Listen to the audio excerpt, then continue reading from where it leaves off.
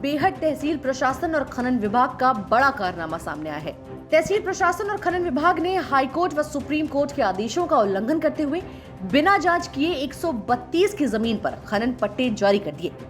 मामला मुख्यमंत्री दरबार में पहुंचा तो स्थानीय स्तर से लेकर जिला प्रशासन तक हड़कंप मच गया। अब अधिकारी एक दूसरे पर टालकर अपना पल्ला बचा रहे हैं। हालांकि अफसर मामले की जांच करा दोषियों के खिलाफ कार्रवाई करने की बात कर रहे हैं। दरअसल सहारनपुर की तहसील बेहट इलाके से विश्व प्रसिद्ध यमुना नदी होकर गुजरती है। कई वर्षों तक यमुना नदी में दिन के उजाले से लेकर रात के अंधेरे तक खनन की खनखन की आवाजें गूंजती रहीं। कभी वैध तो कभी अवैध तरीके से खनन कारोबारियों और माफियाओं द्वारा यमुना नदी का सीना छलनी किया गया। यमुना नदी में हुए अवैध खनन की गूंज ने सहारनपुर से लखनऊ तक को हिला दिया था, जिसके बाद वैध खनन पर रोक लगा दी गई थी। लेकिन कुछ माफिया अवैध तरीके से खनन में जुट रहे हैं, जिससे राजस्व को भी नुकसान पहुंचता रहा। माफियों के साथ साथ अब खनन विभाग और बेहट तहसील प्रशासन ने भी उच्च अधिकारियों की आंखों में धूल झोंक राजस्व को हानि पहुंचाने या फिर यूं कहें कि सरकार को चूना लगाने का कारनामा कर डाला है।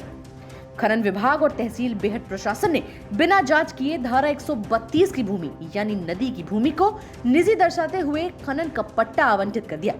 हालांकि मामले को लेकर एसडीएम बेहट दीप्ति देव ने बताया कि उनका इस मामले में कोई रोल नहीं है। पूरे मामले की जांच कराई जा रही है। जांच रिपोर्ट उच्च अधिकारियों को भेजी जाएगी और जो भी दोषी पाया जाएगा उसके खिलाफ कार्रवाई की जाएगी। और यहाँ पर धोलरा गांव है। ये धोलरे गांव में लैंड 132 की भूमि थी। 2005 में और 2001 में यहाँ से पट्टे निरस्त किए गए थे।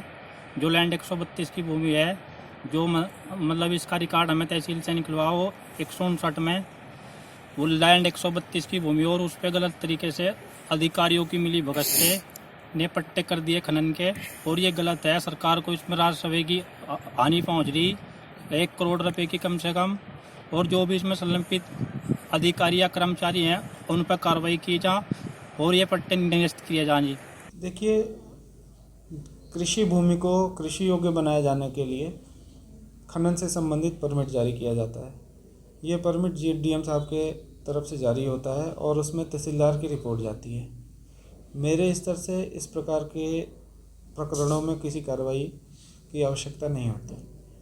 यदि इस तरह का कोई आरोप लगता है कि नदी की भूमि को कृषि भूमि मानते हुए कोई परमिट जारी कराया गया है रिकॉर्ड में धोखाधड़ी करके, तो उससे संबंधित जांच की जाएगी और यदि सत्यता पाई जाती है तो संबंधित उच्च स्तर पर आख्या प्रेषित कर दी जाएगी।